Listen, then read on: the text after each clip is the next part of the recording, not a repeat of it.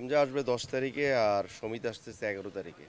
এবং হামজা আসবে হলো দুপুর 12টার দিকে, আর সমিত আসবে রাতে 12টার দিকে।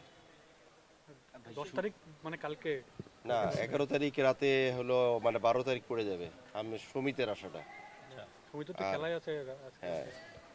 কিন্তু ওইভাবে আমরা করেছি। আর হামজা আসবে কালকে। আসলে এগুলি ব্যাপারটা, টোটাল জিনিসগুলো ভাবে হলো কোচিং যে ম্যানেজমেন্ট আছে তারা ভাবে।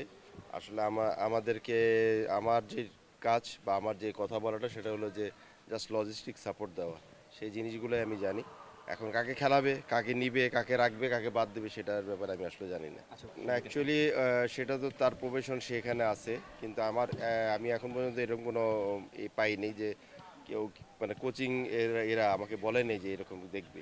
আমি যতটুকু জানি তাদের শিডিউল অনুযায়ী সব কাজকর্ম।